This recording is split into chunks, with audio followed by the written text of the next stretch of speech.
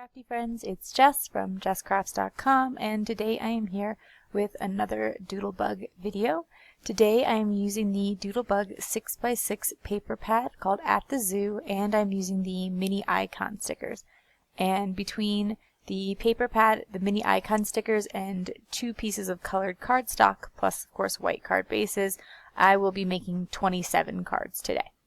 So to get started, the first thing that I always do is flip through the paper pack and pull out those things that need to be further trimmed, like the little cut apart pieces, or in this case there is a large piece of paper that, there's a piece of paper that has a really large design in the center, and the design itself is about 5 by 5, so I decided to turn that into a 5 1/4 inch card.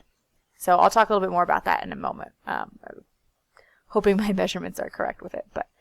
So I have those cut aparts. I'm going to pull them off to the side and then go trim all of them up, but also it gives you kind of a look at the paper that I'll be working with today.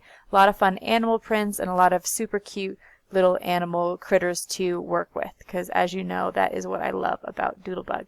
And this was one of the pads that was asked for next. And as you see, before I use my paper pads, I keep them in Ziploc quart-size freezer bags, so that way I don't lose any of the pieces. If you pull some pieces of paper out or cut some of it apart, if it's all in that quart-size freezer bag together, then you won't lose any of them. I've cut apart all of the different squares and rectangles, as well as all the sentiments. And I found that there was a lot of sentiments that I didn't really think fit for my particular purposes. As many of you know, I donate most of my cards, particularly to an organization called Cards for Hospitalized Kids, and they want very general cards. They don't give them cards for their birthday or specific events like that. So any thank you, birthday, congratulations sentiments, all that, I'm not going to use personally, but I will use the general sentiments. And I did the same thing with the cut aparts. There were some cut aparts that had some sayings that didn't really work for me, like one of them says, "At the zoo." I don't really have a need for that, so I just put it off to the side, and I can add those sentiments and cut aparts to my little giveaway that I do at the end of every video. So what I'm doing here is actually trimming this to 5 by 5. The image of the critters is a little bit smaller than that, but it leaves a nice little brown border and becomes 5 inches by 5 inches. I think then I'll just wind up putting it on a 5 1/4 by 5 1/4 inch square card. One of the nice things about the Cards for Hospitalized Kids donations is they aren't too picky about the size of the cards. I understand why some organizations only want particular size cards, because that's the easiest way to sort of mail them, but they accept any size card, and so it gives me the freedom to make some larger cards and some smaller cards when it works out well for my paper pad. The next step that I always do is to take out the papers and start cutting them into 5 1/4 by 4 inch pieces. Because I generally make A2 size cards, I think that it works out particularly well with the paper pads, the 6x6 ones, because if you cut it to 4 by 5 1/4, you're left with this big long 2 inch strip, and you can put 2 of them together to make another card base. So I find that to be the most simple way to get a lot of cards out of a paper pad, but I know there's some people who like to follow sketches and use a bunch of different sizes and all of that, and that works great too. I found that I was really happy with most of the papers in this particular paper pad because I found that they were pretty general, and they were also pretty gender neutral, so they could really work well for any child, and all of them had a sort of simpler pattern on the back side, so if they had one busy pattern, there was still a simple pattern on the back side. Once I had cut all my card bases, I realized that I hadn't taken the consideration to cut any like smaller squares, and I like to use some of those smaller squares sometimes to make like just little places to put my stickers or just little card elements, and usually I'll take a pattern or two from the paper pad and cut them into 3 by 3 squares to do something like that with. However, I forgot and just kind of like got in the groove of cutting, and so I thought this time I'll add some cardstock to this paper pad. And I know that a lot of times I try to stick real close to just the paper pad, but there's a lot of people who've said, you know, you could definitely add more. A lot of us have these things in our stash. I mean, cardstock's pretty easy to come by. A lot of us already have it. And so I thought that I could add a few things this time. And since I was already adding the cardstock, I do wind up using up a bunch of ribbon for this video. So if ribbon is not a supply you have a lot of, this one might be a little less helpful to you. However, I think that instead of using ribbon, you could use pieces of patterned paper or colored cardstock in almost any place that I use ribbon in this video, because I use it in very simple ways. I'm not tying bows and stuff with it, which, you know, then paper wouldn't work as well. So I cut a bunch of 2.5 by 2.5 black squares and green squares, because there's a lot of green in the pattern paper, but some of them, like the tiger, doesn't go as well with the green, so I did some black as well. And I'm taking all of these little 2-inch by 2-inch cutouts and gluing them onto one of the squares that I think it matches, whether it goes better with the black or the green. And once I had all of these little cutouts on there, and I liked the idea that basically it gave it a little bit more weight. The 2-inch by 2-inch cutouts sometimes get lost on a card base, and they look a little better with a backing. I know some people have shared that they like to add a lot of layers to their cards to have that similar effect. And I don't always do it, but I think that it does work out nicely, and so it would be just kind of a way to mix it up and show you something else you could do with the paper pads if you have some cardstock. So once I glued all those 2-inch by 2-inch cutouts, I still had a bunch of the green and black squares. And I thought that since I have the sticker pack, I'm probably going to want to use it a bunch. It comes with 2 sheets of stickers for $4, so not a bad deal at all. You can get the larger icon stickers as well, though. But I thought that I would cut down some of the other 2 by 6-inch strips into 2 by 2 squares and mount them on some black and green, and you'll see that a little bit later. So here I am with the first card finally, and I kind of do all that prep work first so that once I get going I can make a bunch of cards in a row. And as I mentioned, I really thought it'd be fun to try to use up some stash. I'm sure all of you, well, I know there's some newer card makers watching as well, but I'm sure a lot of you have built up a stash of ribbon or buttons and things like that that, you know, you think are really cute at the time, and they are really cute, but then you realize like you may not have as much of a purpose for them as you thought, or you bought it because it was pretty but you didn't know what you'd do with it. At least that's what happened to me. So that's why I've kind of built up this little collection of ribbon. But I also, and you'll kind of see this in the video, I have a tendency to like save ribbon from packaging, which, you know, is great because then it gets reused. However, you'd actually have to like use it, not just put it in a jar and intend to use it one day.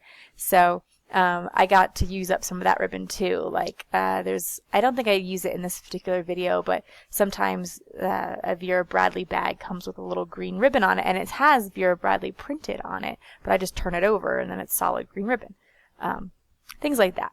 So basically for the first 2 cards, I just wanted to keep it simple and use up some ribbon. So I created some ribbon stripes across the card horizontally. And I just sort of like hold it over the card and measure about how much I need and trim it. And then I tuck the edges of the ribbon underneath.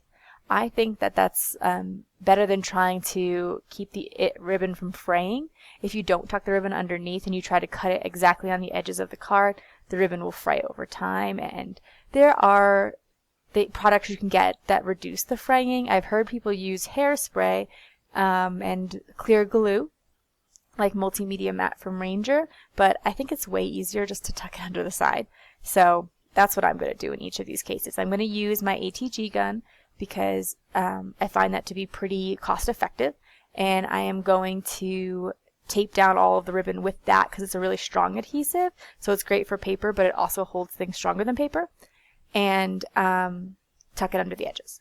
So here you see a bunch of the sticker sheets. When I opened up my At the Zoo sticker sheet, there was an extra sheet inside. So there's only supposed to be 2 sheets, and there were 3. So lucky me there. But what that means is I'm going to only use the 2 sheets that are supposed to be in the pack, and the extra sheet is just going to be another giveaway. So I think that this video is actually going to have 2 giveaways because I have a full package of the At the Zoo stickers, and that'll be 1 giveaway. You'll get both sheets of the At the Zoo stickers, and then the other giveaway is going to be like all the leftover stuff and the like even the stickers that I don't use and the cut aparts I don't use, and some washi tape will be in both. There'll be a little bit of the At the Zoo washi tape because I have that, and there'll be one sheet of stickers, basically the one extra sheet that I got here. As I mentioned, there wasn't a ton of sentiments that matched really well for my purposes, and rather than stressing out about it and thinking about, oh, should I add a stamp set to it, which would be totally fine too, I thought, well, these cards don't really need a sentiment on the outside because they're really just supposed to be like, you know, everyday cards. And on the inside, I am going to add jokes. I got this question a couple times after my last video. They said, you know, what do you do for the inside of the cards? I'm not really sure what kind of sentiment to put. And what I usually do is I'll write a message like, you know, hello, hope you enjoy this joke. I'll write a joke. And then, you know, have a great day, stay strong, you're awesome. Some kind of just encouraging message at the end of it. And you can get suggestions from the Cards for Hospitalized Kids website. I type those out on my computer and then I cut them apart and glue them inside and then sign my name and my state, because that's what they recommend, is just your first name and your state so that the kids can know where the card is coming from, but not too many details. So do check out the site, but hopefully that helps answer some people's questions about, you know, what to do once you have the cards finished. And I hope in the future to make some of my the jokes that I've collected and my formatting available in like a PDF or something and put it on my website so that you guys could, you know, just download it and print it and maybe, you know, encourage you to make a few more cards because you don't have to take the time to do that part. So here again, I am trying to use up ribbon. You can see there's going to be ribbon on almost every one of these cards. And I have quite the eclectic collection of ribbon. I have this like gathered ribbon here that I used. I have a bunch of solid ribbon. I find that I think it's called gross grain ribbon, which has a very subtle texture to it, and it's not like satin ribbon, is the one that I find most easy to use. But I tend to be drawn to these really pretty ribbons, like this crinkle ribbon. At the very first one that I used on the giraffe card was this really pretty like pleated ribbon. But they always feel so special to me, and then I don't want to use them on a card because, you know, well, what if I find the perfect card for it in the future? And so today I just said, you know, I'm just going to start using them and, you know, add them to cards because that's what makes people happy. That's like the purpose of having all of this stuff. So here I'm working on the square card. And in order to cut the square card, I'm cutting it to 5 1/4 by 10 1/2. And then I'm scoring it at 5 1/4, basically folding the 10-inch side in half. And that is going to create the large square card for this large square image. I had a question where they asked, like, how do you get 2 cards out of that card base? Because typically with an A2 size card, you can actually get 2 cards out of one piece of 8 1/2 by 11 cardstock. However, with the large 5 1/4 by 5 1/4 cards, you can't. You just have a piece of, you know, scrap white cardstock, which you could use for, you know, to stamp images on and color them and cut them out. Or eventually I use it for one of my mini card bases, but yeah, you can't get 2 out of it. It's just not large enough. You could use a 12 by 12 piece and get more out of it. But as a card maker, I don't tend to have much 12 by 12 paper anymore. I used to have a lot. And so here I am designing another card where I'm trying to use up a whole bunch of ribbon.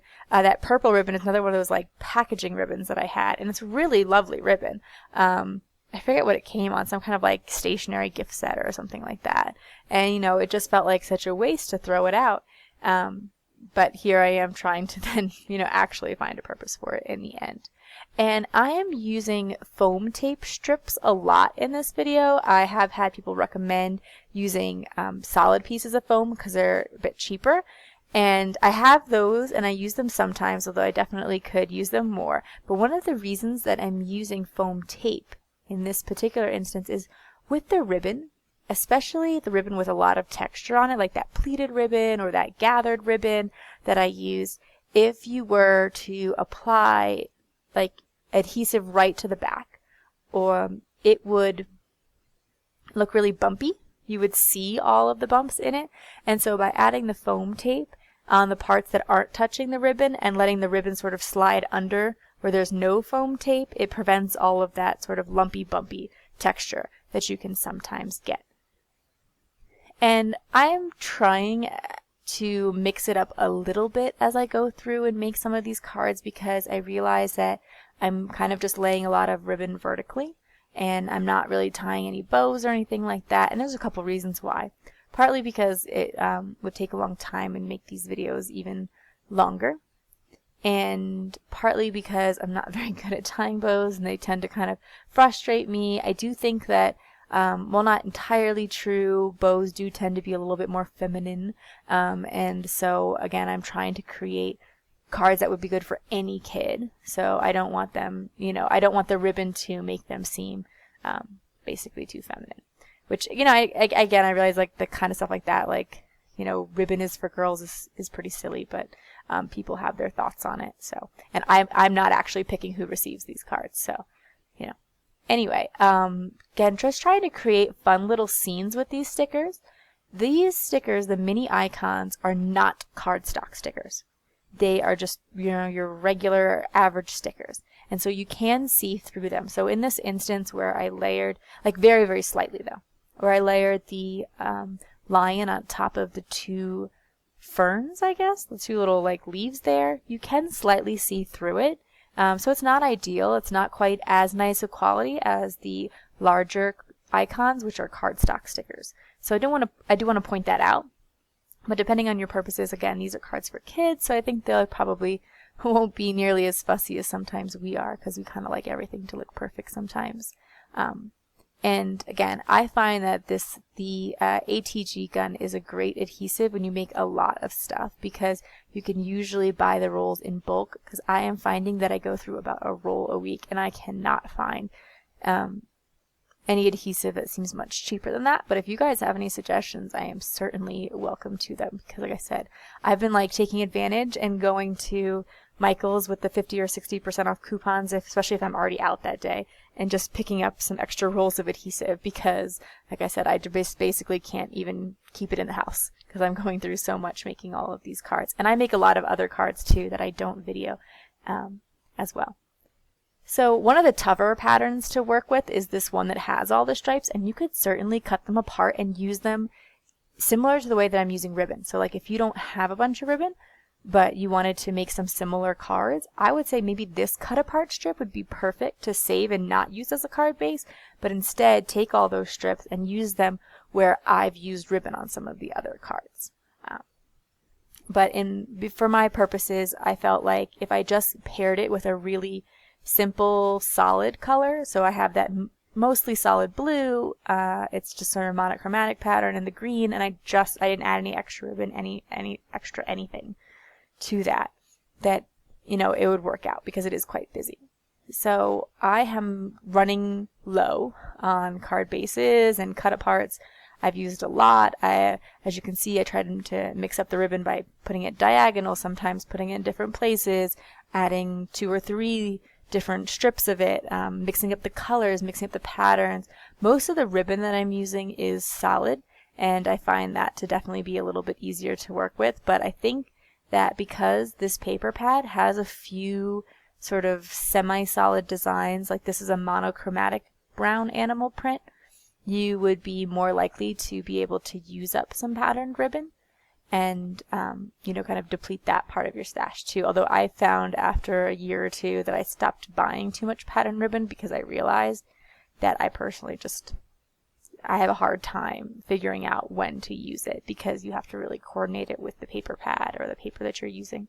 So in this instance, I kind of flipped on both sides. I always encourage people to give that a go if they think that it's hard to match patterns. It doesn't always help if you don't trust your pattern matching at all, but to take whatever you want to be your main embellishment and put it on a few different card bases and turn them over. I recommend double-sided paper if you feel like you have a hard time with patterns, because you're going to get a lot more choices. So like here for the elephant, I haven't used him yet. He's going to be a little harder to match because he has mostly gray and blue on him, and so he doesn't necessarily match with all the different patterns in the collection. So I'm just taking the different strips and seeing which ones I like him, working with. And I think that he looks cute on the zebra because, again, it's just the black and white. But also that dot pattern that I'm working with for another one of the elephants has some gray in it. Not all the papers have gray in it. So I wanted to sort of save it for the ones I did. One of the things with creating these 2-inch strips is they're usually the ones with, when you tear the paper out of the 6x6 pad, sometimes there's like that little gum that holds the paper together that sort of just like sticks to the paper, and it's really hard to get off. I try to make sure that I leave that on the 2-inch strips, if that makes sense. Like I basically cut off the bottom of the paper that has no gumminess to it as my main card base, because with the 2-inch strips, I'm usually going to glue them together, and so I can either put the two ends that are gummy together and cover it with this paper anyway, because I'm going to cover the seam.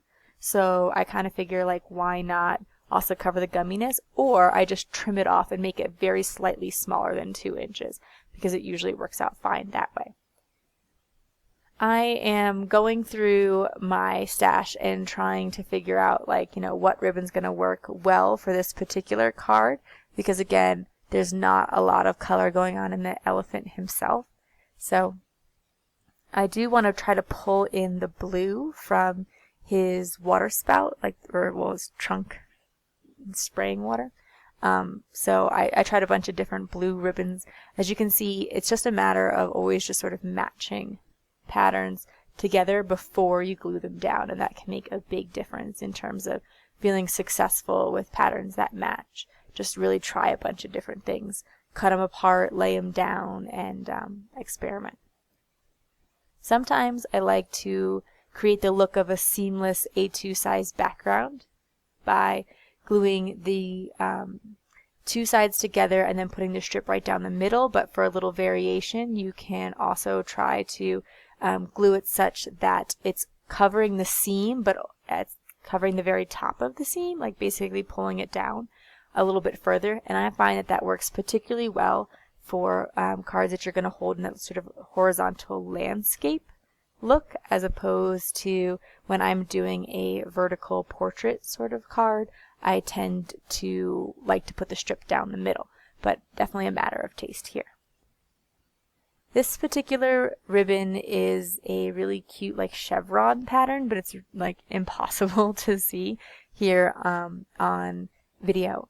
But it was one of those ones where basically as I'm going through my ribbon stash, I'm trying to pick out ribbons that like maybe only have 12 or 15 so inches, like not a lot left, because then I can make, I can put them on a card or two and basically have used them up, because I'm usually making 2 of each card. Once I come up with a design, because there are 2 of each pattern paper, I usually just make it twice. However, when I'm incorporating the stickers on this, as I'm intending to do on a lot of these cards, since I made these little layered pieces here, I change up what stickers featured, but there's still 2 of the card. So there's 2 of that same exact design with the yellow and brown ribbon. However, there's one with a peacock and one with a tiger, which is totally fine as well. So I used up all those 2-inch strips. I used up all the A2 size card bases, and now basically what I have left are these cut-aparts.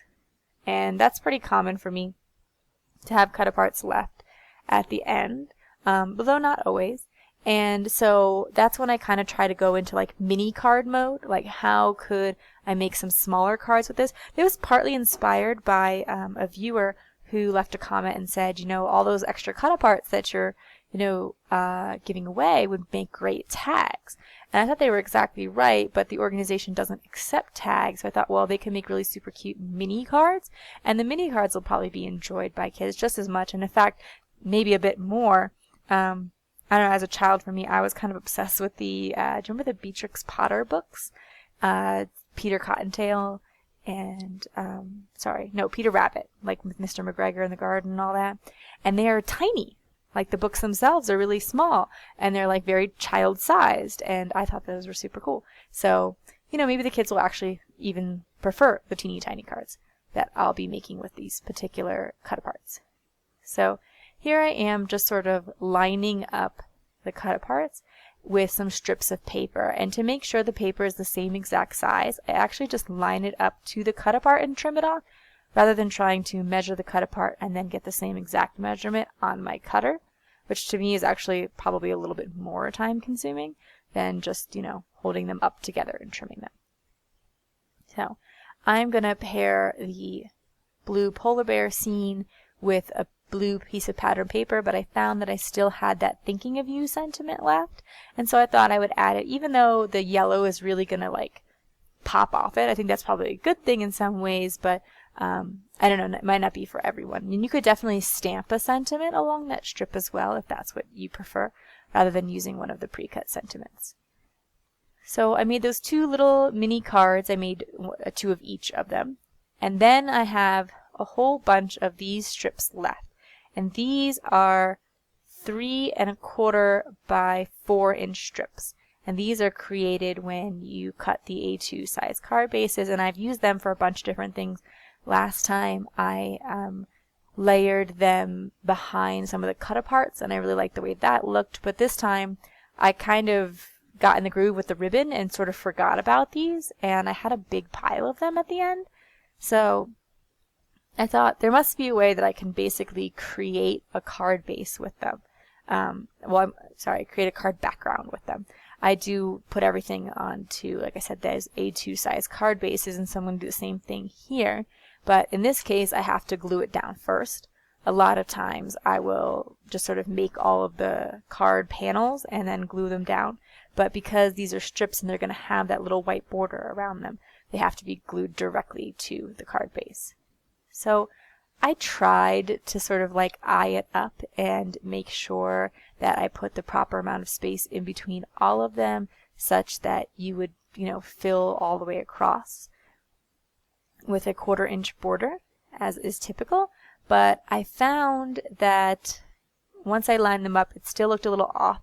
So I decided, instead of making it exactly an A2 size card base, I'd glue them down evenly spaced and trim off any extra. And so that's what I did here. I haven't done it yet, but you can see on the side with the little giraffes and palm trees, that's a little bit wider, and so that'll be very slightly trimmed towards the end. And then I'm taking this little last piece of green cardstock and this other little last piece of 2x2-ish paper, and here you can see I'm really running out of stickers as well, because I did make a point to use a lot of them. But I want to make one last little cute scene with some critters, and I'm sort of just like fussing around with the very little scraps that I have left. I'm a little bit thinking, I'm not sure if this is going to work, because this giraffe print background, I don't know, will the brown animals pop off of it? But because the brown animals have the white border, all the stickers have the white border, it actually turned out pretty cute. And so here I'm making a point to use all of the little bananas as well to go with the monkey, since otherwise they'll kind of just, I don't know, I tend not to always use the little stickers, so I've been making more of a point to it so that I'm not wasting them. So that is it. 27 cards and a lot of talking. And so here's all my scraps. That's literally all that's left from the paper pad. And these are all that's left of the stickers. And so again, I will be sending out what's left plus a full sheet, because there was that extra sheet, and some zoo washi to one person who leaves a comment. And here I'm going to start flashing through all the cards. But they're going to be in a blog post with some measurements on my blog in case you're interested. So the first giveaway is all the little extra pieces and one sheet of At the Zoo stickers and washi. The second giveaway is 2 full sheets of At the Zoo stickers and some washi. So leave a comment, let me know what you thought, what you're looking forward to next. I've shared some different paper pads. I know people have been requesting different companies, and I do want to let you know that I do have some paper pads from different companies that I intend to use for future videos, so those are coming. I got a lot of great suggestions. I think I have a My Mind's Eye that will be coming up in the future. So basically that is it for my video today. You can check out some links to the products in the video description to my blog, where you can see the cards and measurements. I link to my Facebook group, Critter Loving Crafters. If you like Doodlebug critters, you'll probably like to join the group. And also to my Big Picture Classes class on critter card making, which you might enjoy as well if you like my teaching style and critters. And if you haven't already, please give the video a thumbs up and subscribe. Leave a comment for your chance to win. And I will see you next time. I have the Simon Says stamp kit available, so that video will be coming soon as well. And thanks for watching. Bye.